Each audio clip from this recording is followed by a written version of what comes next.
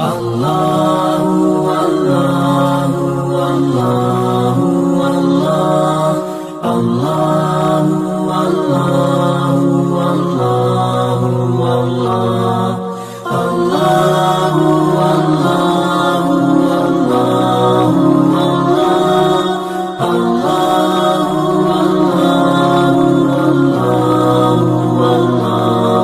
Allahu Allahu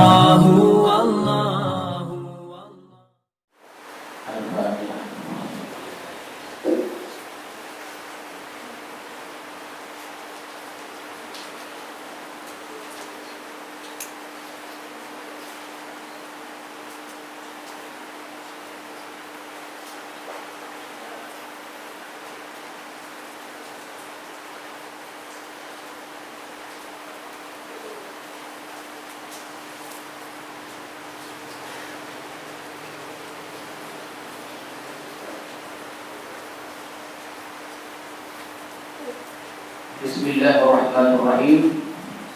Assalamualaikum warahmatullahi wabarakatuh.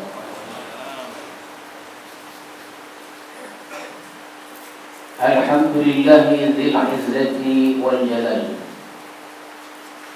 alladzi amarna bi ikhlasil a'mal. Ashhadu an la ilaha illallah wahdahu la syarika lah ذو القوة والكمال وأشهد أن سيدنا محمدا عبده ورسوله الموصوف بالجمال اللهم صل وسلم وبارك على سيدنا ومولانا محمد المصلى بالظلال وعلى آله وأصحابه وذريته وأتباعه الناجين بالضلال أما بعد. Alhamdulillah, marilah kita bersyukur kepada Allah Subhanahu wa taala yang telah melimpahkan rahmat dan karunia-Nya kepada kita semua sehingga kita dapat melaksanakan salat maghrib berjamaah pada malam hari ini. Salawat dan salam kita ucapkan dan kita sampaikan kepada Rasulullah sallallahu alaihi wasallam beserta keluarga, para sahabat dan para pengikut-pengikut beliau. Mudah-mudahan kita mendapat syafaat beliau di hari kemudian nanti. Amin ya rabbal alamin. Al-hikmatul 'ashrah min al-hikamil athaiyah. Qala al-imam al-'arif billah Ahmad ibn Athaillah as-Sakandari rahimahullah wa nafa'ana bi ulumihi. Maka berkata al-imam Ibn Athaillah as-Sakandari pada hikmah yang ke-10, kata beliau, al-a'malu suwar al-a'malu suwar qa'imatun wa arwahuha wujudu sirri ikhlas fiha. Bermula amal-amal adalah rupa-rupa yang berdiri dan ruh itu amal adanya sirul ikhlas pada amal itu.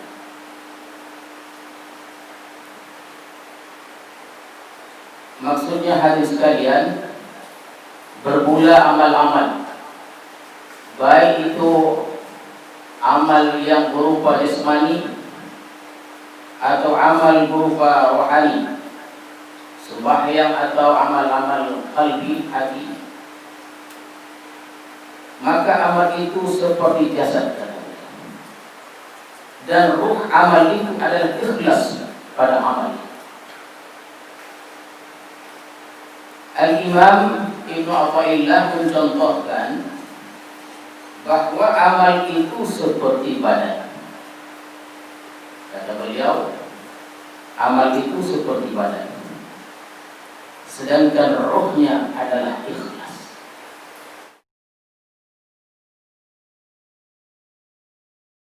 Hal yang tidak ikhlas tidak punya ruh. Sedangkan jasad yang tidak punya ruh akan dikubur, tidak dapat dimanfaatkan dan sia-sia dan tidak diterima oleh Allah Subhanahu wa taala.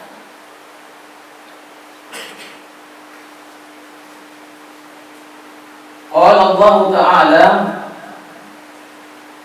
"Man kana yuridu al-'ajila ajjalna lahu fiha ma nasha' liman nurid."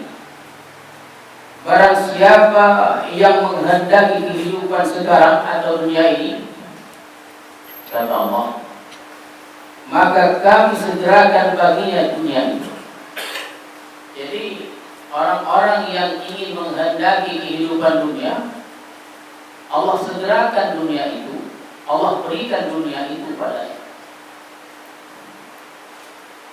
Atau siapa yang beribadah untuk dipuji, Allah datangkan pujian itu, Allah berikan pujian itu. Jadi kalau kita beribadah hari sekalian ingin dipuji oleh makhluk, Allah berikan pujian itu, mudah bagi Allah.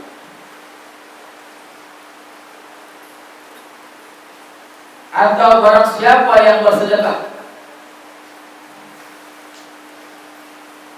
supaya dihormati oleh orang, maka kehormatan itu akan datang kepada kita.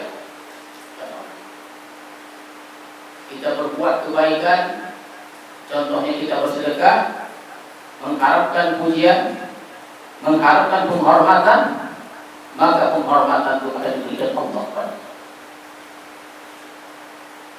Tetapi kata Allah dalam surah Al-Isra ayat 18 tadi, "Summa ja'alna lahu jahannama yaslaha madhmuman madhura." Kemudian kami jadikan neraka jahanam, dia masuki dalam keadaan tercela dan dilaknat oleh Allah, madhmuma madhura. Jadi hadirin sekalian, orang-orang yang berbuat kebaikan ingin dipuji oleh makhluk Allah, ingin mendapatkan penghormatan, maka dia akan mendapatkan penghormatan itu. Allah berikan pujian itu, orang akan memuji dirinya, tapi Allah sediakan baginya neraka jahanam, dan dia dimasukkan dalam keadaan tercela dan terhina dan dilaknat oleh Allah Subhanahu wa taala.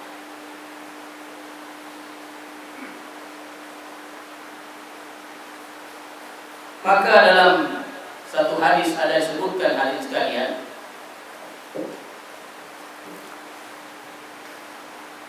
sesungguhnya seorang hamba beramal dengan amal kebaikan,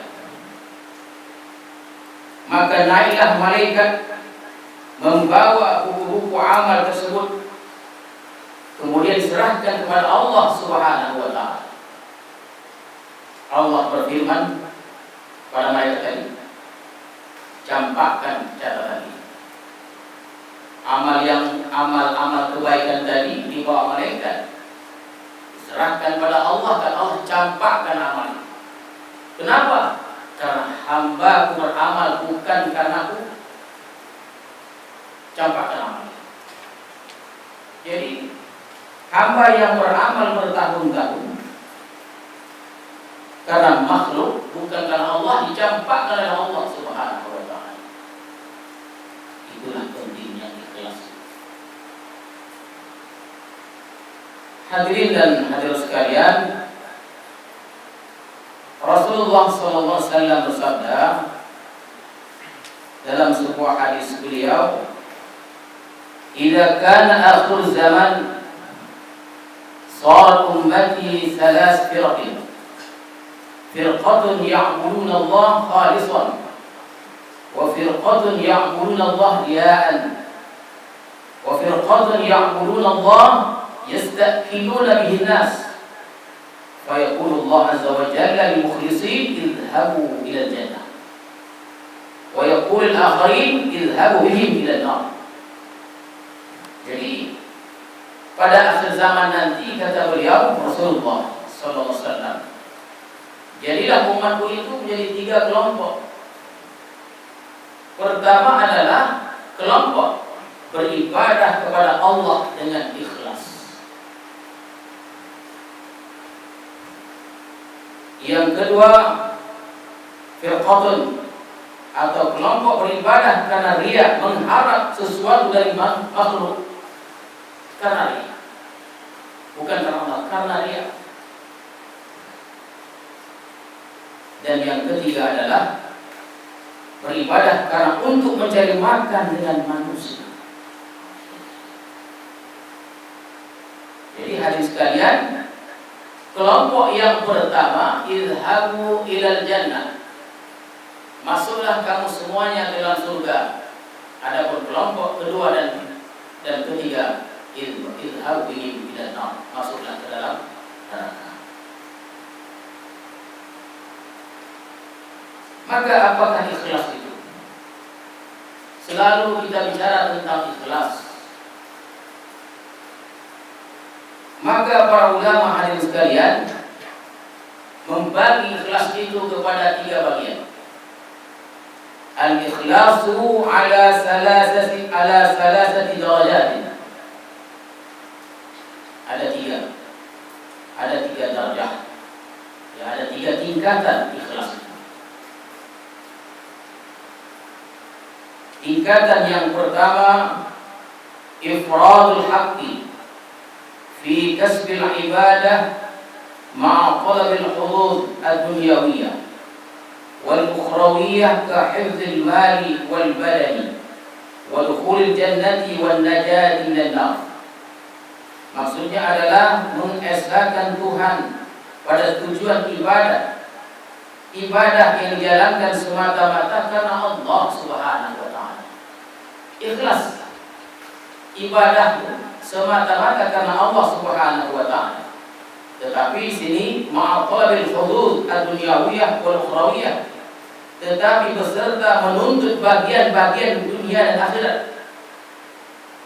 Ini ikhlas darajat awal.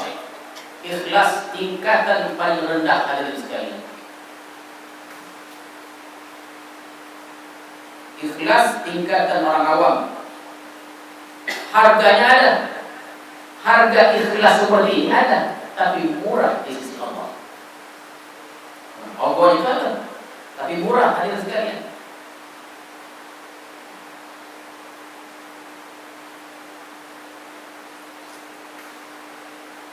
Jadi kalau kita ibadah dengan memakai ikhlas orang awam, ini sudah ada harganya. Harganya sudah ada, tapi murah di sisi Allah Subhanahu wa ta'ala. Contoh, dia sembahyang karena Allah. Dia sembahyang karena Allah. Di samping dia sembahyang dan dia sembahyang ikhlas, dia meminta diluaskan rezeki, disehatkan badan, kemudian minta masukkan surga, dihindari dan api neraka. Ini ikhlasnya orang awam. Kalau kita masuk itu doanya, awam itu. Dari rumah kita datang ke madrasah, ikhlas. Ikhlas. Sembahyang. Habis sembahyang, ya Allah, panjangkan umurku. Itu minta.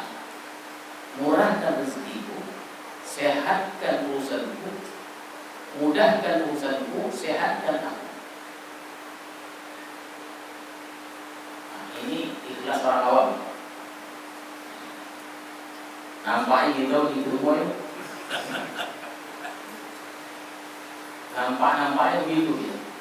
Nampaknya. Ya Allah, masukkan aku ke dalam surga.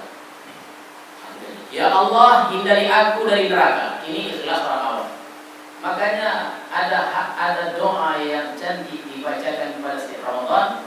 Allahumma inna nas'aluka ridhaka wal jannah. Kita meminta keridhaan. Makanya dalam konsep tarikat kita ini, ilahi anta maksudi wa ridhaka maktudi, itulah poin terakhir. Yang lainnya utopi semuanya itu. Utopi semuanya. Itu jalur jalannya saja. Puncaknya itu ilahi anta maksudi wa ridwaka matlubi, keridhaan mulah yang kuharapkan, yang kutuntut.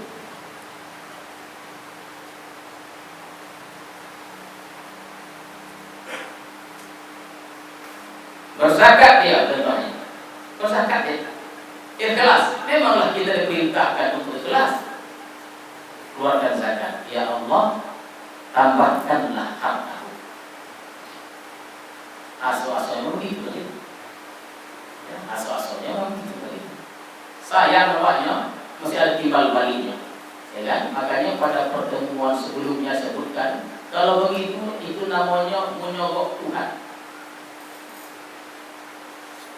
Ya, bersogok Tuhan. Ada timbal balik. Aku dah sembahyang, ya Allah, maghrib kau sehatkan aku. Ya Allah, aku sudah sembahyang maghrib berjamaah lagi, Allah di masa murahkan rezeki. Allah tidak begitu. Allah itu Maha Pemurah, Allah Maha Pengasih, pengasih dan penyayang. Ada wirid kita contohnya, amalan kita membaca surah Waqiah. Ikhlas, ikhlas. Berharap diluaskan rezeki. Berharap diluaskan rezeki. Nah, dulu kan gitu pelajaran. Dulu lah, zaman-zaman dulu, sekarang juga. Ini membaca surah ini, membaca surah ini, membaca surah ini. Kalau dibaca surah Waqiah, luas rezeki. Adakah salah? Tidak salah, ikhlas, tapi itu peringkat orang awam. Itu peringkat orang awam itu. Yang kedua, darajatul khawas, ifradul haqqi fil ibadah ma'a talabil hudud al-ukhrawiyyah kadukhulil jannah wal najat minan nar wal ma'rifat wal musyahadati wa iya. Mengesahkan Allah pada ibadah semata-mata karena Allah beserta tuntutan akhirat saja. Kalau tadi tuntutannya, permintaannya dunia dan akhirat. Kalau darjah yang kedua, dia ikhlas beribadah, yang mintanya bagian akhirat saja. Ya Allah, masukkan aku ke surga, lepaskan neraka, beri makrifah aku, beri aku musyahadah. Jadi mintanya bagian akhirat saja. Kalau begini cara meminta kita, naik tingkat. Naik tingkat kita. Tapi jarang rasanya. Kepala kita sudah poli, kami minta sehat. Itu baru terasa. Belum poli ini. Jadi bagian pertama minta bagian dunia, minta bagian akhirat. Itu darjah orang awam. Kalau darjah yang kedua, tingkat yang kedua, khawas namanya, dia ikhlas beribadah, permintaannya akhirat saja. Surga dan neraka, dia minta pada Allah ma'rifah, dia minta musyahadah dan lain-lainnya. Al-hudud al-ukhrawiyah, bagian-bagian akhir.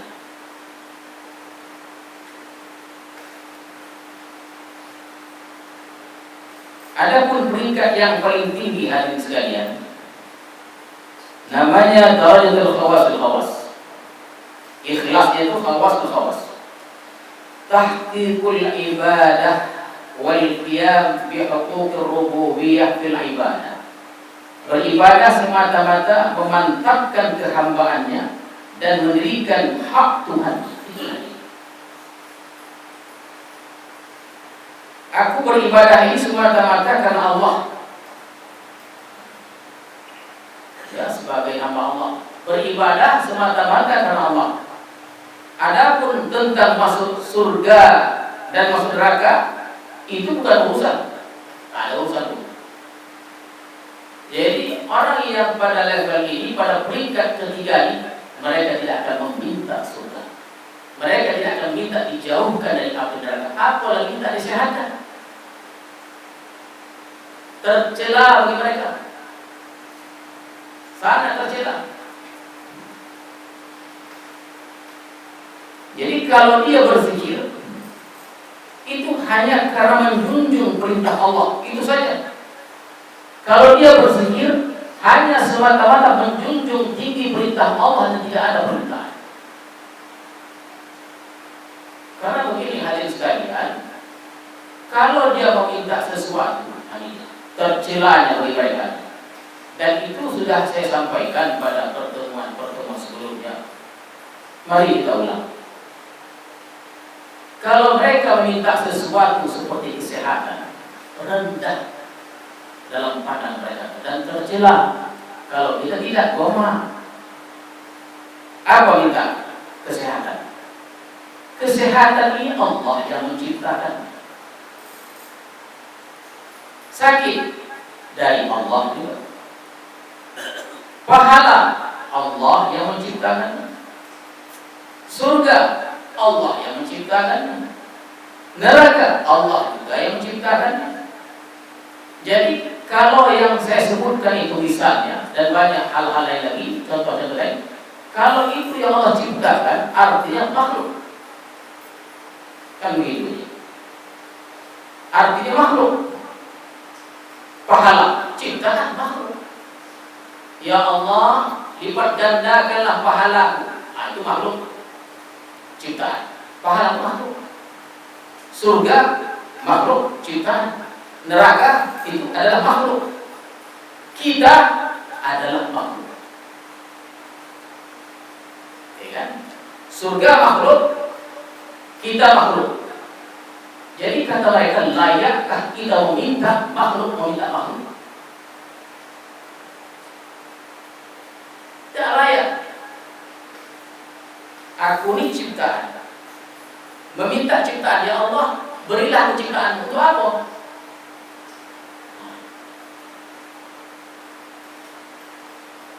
Itulah tingginya kalimat ilahi anta maksudi wa ridhaka. Jadi yang kita minta itu adalah pencipta kesehatan itu, pencipta pahala itu, pencipta surga itu, dan pencipta neraka. Siapa? Allah. Makanya hadirin sekalian, tiga tingkatan ini berbeda amal ibadah. Tentu berbeda permintaannya. Kalau berbeda permintaannya, berbeda konsep doa. Kalau doa kita udah bisa kita baca. Ada orang bertanya, macam mana Ustaz berdoa ini?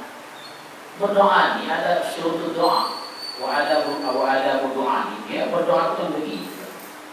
Tangan ini menghadap langit, kita tuh muka gitu, ada tapak tangan. Begitulah. Rasulullah Sallallahu Alaihi Wasallam pun demikian juga, para ulama begitu doanya.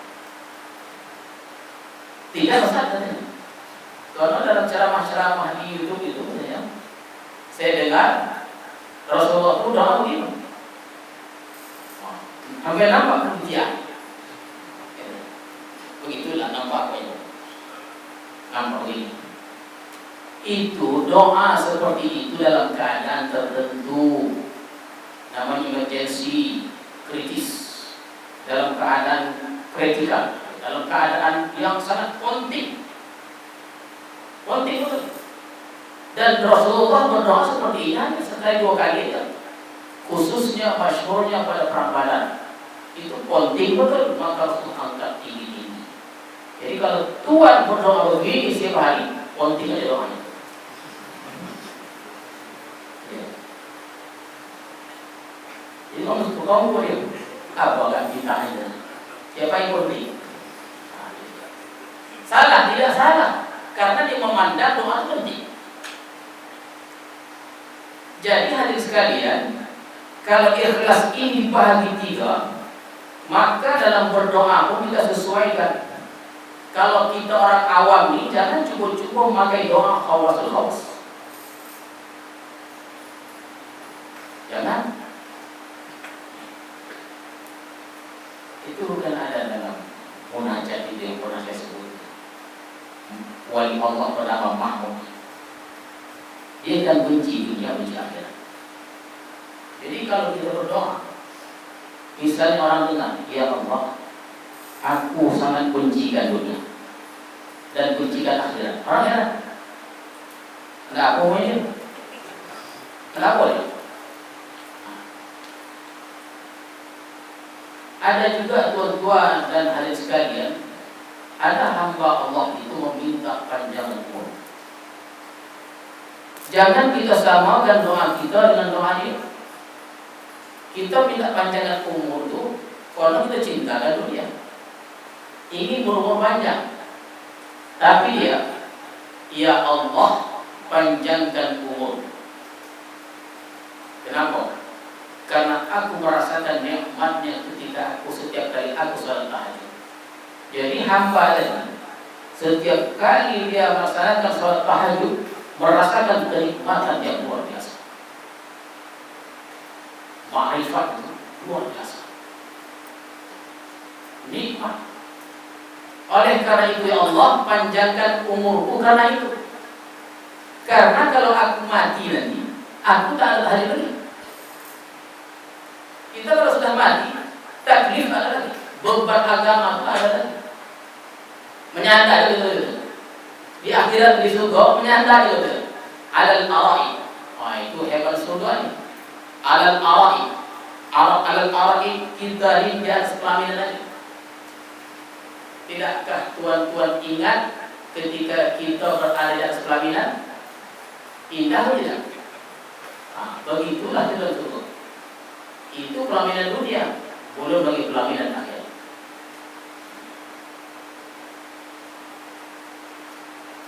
Tak apa saya sebutkan lagi contoh, dan saya suka mencontohkan Rabi'ah Adawiyah. Memang saya suka mencontohkan doa ini, walaupun berulang-ulang. Doa yang sangat populer. Nah, ini orang yang sudah pada level yang sangat tinggi. Konsepnya itu kalau Abu Yazid al-Bustami al-Ittihad. Dalam kajian tasawuf itu tuan sekalian itu ada konsep-konsepnya.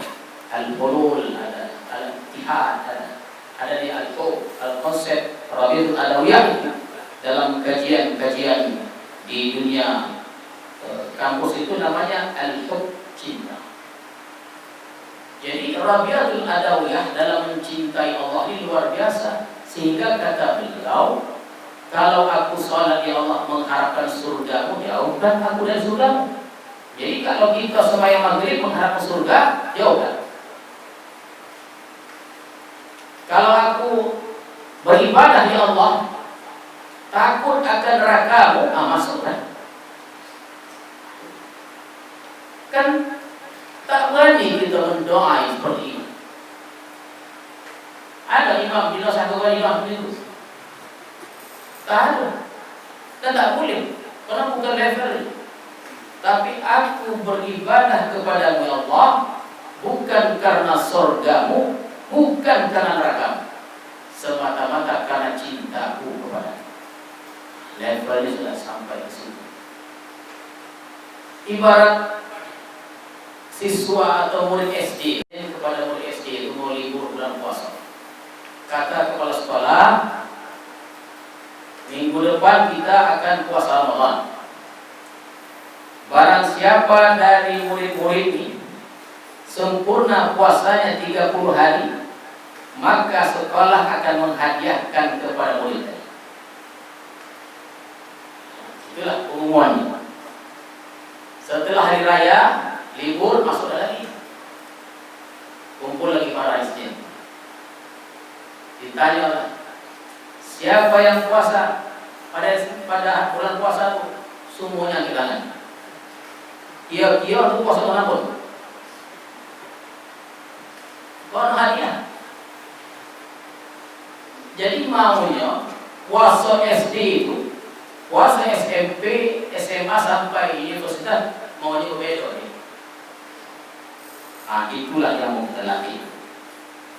Itu dia mau kita latih. Konsep itu adalah maksud. Jadi pada akhirnya bila kita berpuasa bukan mengharapkan itu, ilahi anta maksudi wa ridhaka maksudi. Itulah.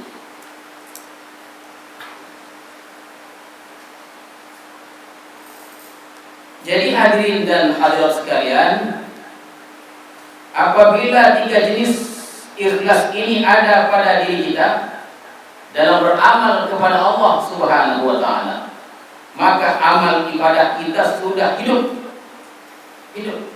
Dia ada harga pada sisi Allah Subhanahu wa taala. Jadi ketiga ikhlas ini hidup, ada harganya pada sisi Allah Subhanahu wa taala, peringkatnya saja yang berbeda.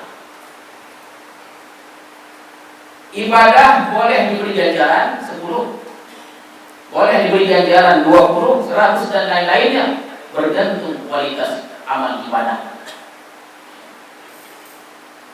Kalaupun ada disebutkan hadirin sekalian, seorang hamba yang melaksanakan salat sunat subuh, maka pahalanya adalah dunia dengan segala isinya. Dunia dengan segala isinya.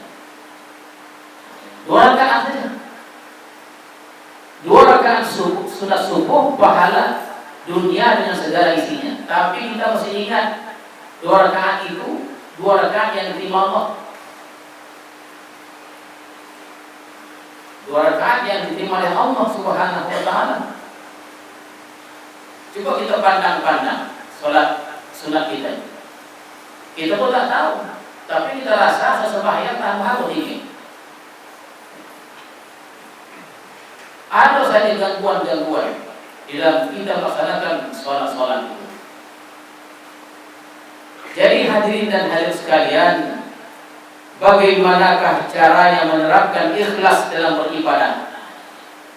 Jadi kalau begitu pentingnya ikhlas ditanamkan dalam setiap amal ibadah, bagaimana caranya kita menerapkan ikhlas itu pada amal-amal supaya kita ikhlas? Yang pertama, caranya itu merenungi ayat-ayat dan hadis-hadis yang menggemari ikhlas dan menakuti riya. Bukalah, bukalah kalau ada HP Google, is'alu ila Google, tanya pada Google itu macam mana ayat-ayat atau hadis-hadis yang menggemari ikhlas dan menakuti dia. Tengok baca. Nah, itu salah satu cara kita dalam menghadirkan ikhlas.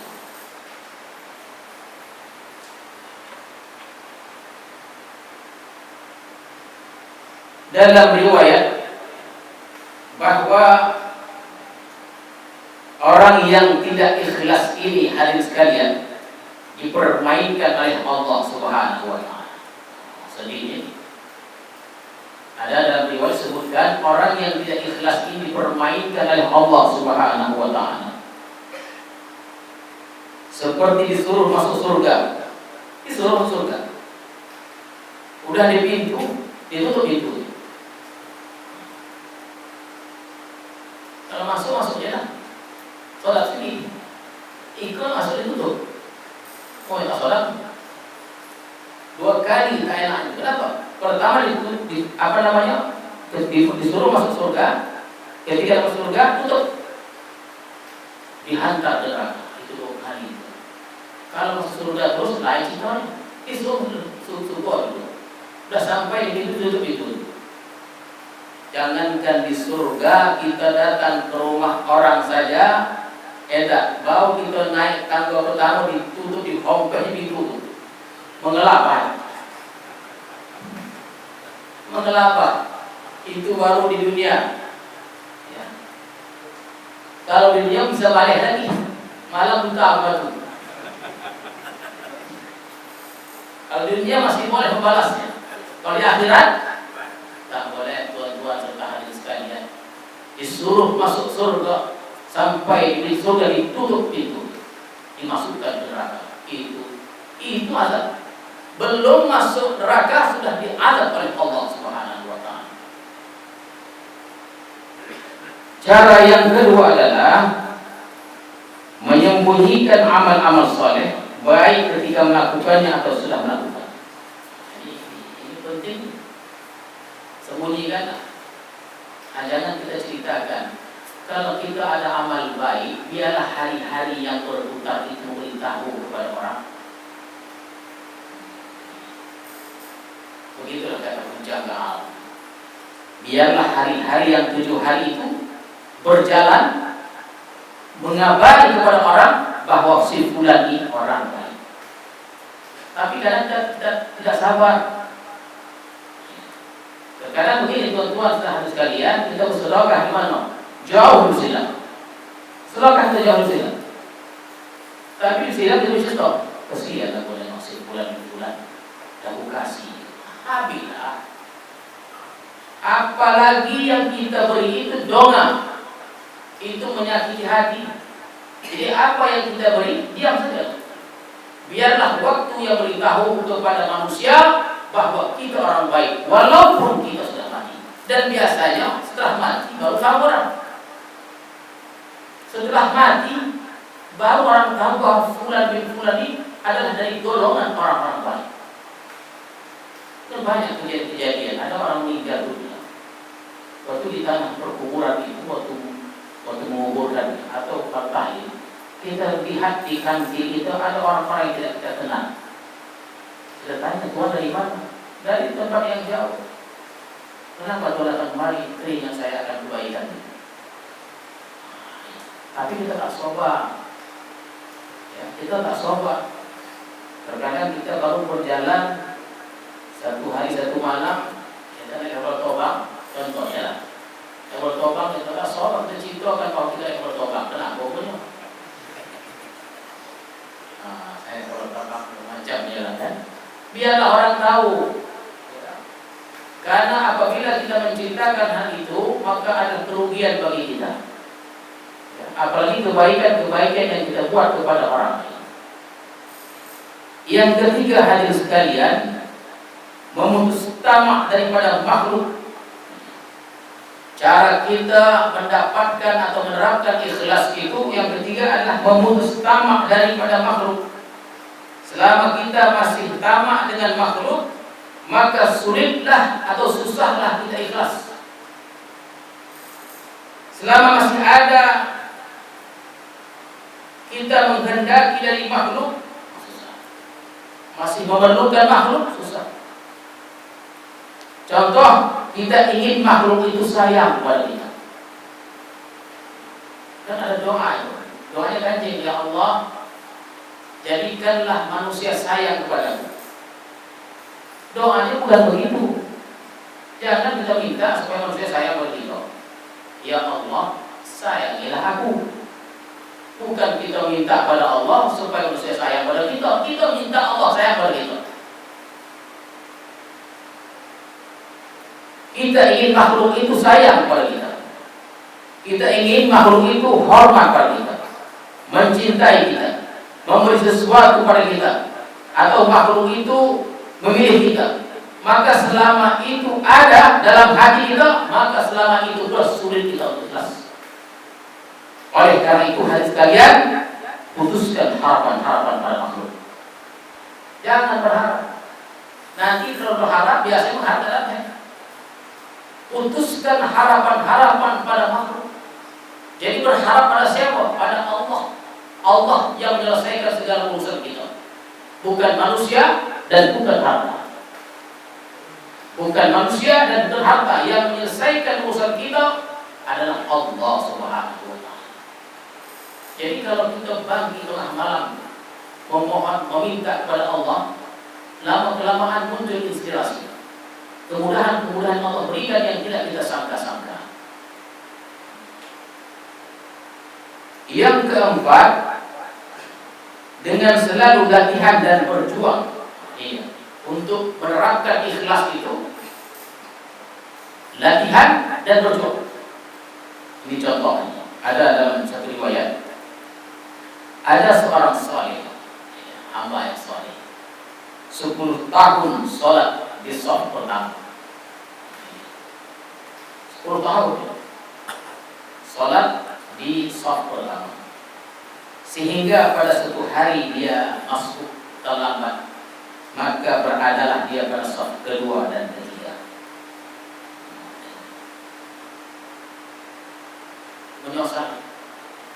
Menyesal ya. Terkadang kita pilih yang paling belakang. Dalam bahasa Islam nomor corot.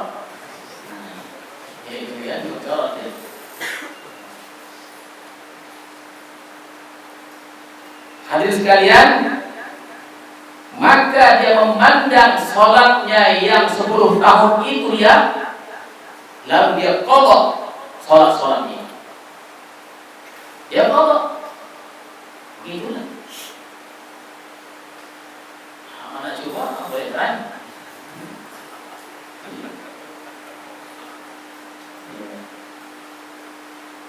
Ini namanya latihan.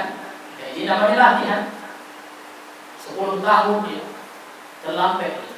Makanya hadirin dan hadirat sekalian, alhamdulillah, makanya kita kan sudah ada perubahan. Dan Allah Akbar kita bangun. Kenapa kita bangun? Supaya kita siap. Itu bangun itu berpahala. Karena kita menyambut seruan muadzin qomat. Diserunya kita bangun. Allah Akbar, Allah Maha Besar, kita bangun. Sambil kita merapatkan shaf, mana yang tidak elok diluruskan.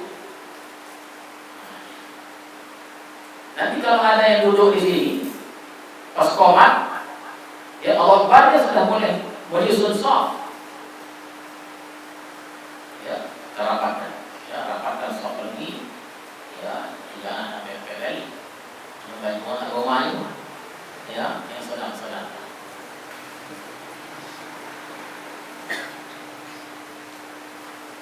Yang kelima, menerapkan ikhlas ini, berdoa agar diberikan ikhlas. Contohnya, Allahumma rzuqni al-ikhlas fil amal. Boleh? Allahumma rzuqni al-ikhlas fil amal. Boleh? Atau dalam tengah malam, ya Allah, anugerahilah aku khusyuk dalam setiap amal ibadahku ya. Berikan aku ikhlas dalam setiap amal ibadahku ya Allah.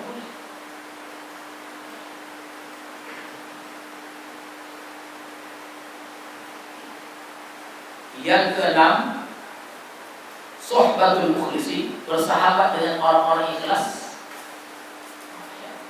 Atau bacalah sejarah para sahabat. Sejarah para sahabat yang mereka mukhlisun semuanya dalam menafkahkan harta mereka di jalan Allah Subhanahu wa taala. Yang ketujuh, ittifaq bi ilmillah, biarlah Allah saja yang tahu. Maka berkata para ulama, hadirin sekalian, barang siapa beramal 4 perkara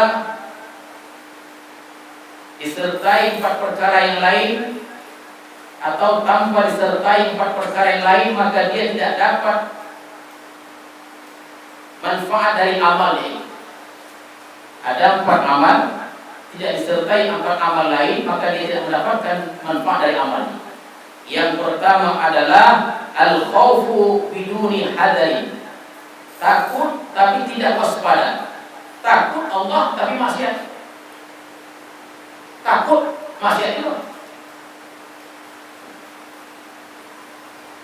Yang kedua, ar-raja biduni talab, mengharap tapi tidak mencari atau mengharap rahmat Allah, yang tapi tidak ibadah.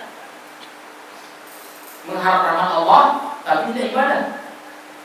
Pada rahmat Allah yang akan datang apabila kita ibadah kepada Allah Subhanahu wa taala. Yang ketiga, al-istighfaru biduni nadam, minta ampun tapi tidak menyesal. Ini salah, taubat yang salah. Minta ampun tapi tidak menyesal. Hari ini minta ampun, esok ulang lagi. Yang keempat adalah al-amalu biduni ikhlas, amal tanpa ikhlas. Inilah hadirin dan hadirat sekalian, 4 amal yang tidak disertai 4 amal, maka dia tidak akan mendapatkan manfaat dari amalnya. Mudah-mudahan segala amal kita diterima oleh Allah Subhanahu wa taala, dan mudah-mudahan Allah berikan kemudahan kepada kita untuk kita beramal ikhlas kepada Allah Subhanahu wa taala, yang pada akhirnya adalah Allah masukkan kita ke dalam surga Allah itu bersama orang-orang yang saleh atas ridha Allah Subhanahu wa taala. A'udzubillahi minasyaitonir rajim. Bismillahirrahmanirrahim. Allahumma zidna ilma warzuqna fahma walhaqna bis-shalihin. Allahumma ja'al jam'ana hadza jam'an marhuma wa tafarruqana min ba'di tafarruqan ma'suma. Wa sallallahu ala sayyidina Muhammadin wa ala alihi wa sahbihi ajma'in. Subhana rabbika rabbil izzati amma yasifun wa salamun alal mursalin walhamdulillahi rabbil alamin. Assalamualaikum warahmatullahi wabarakatuh.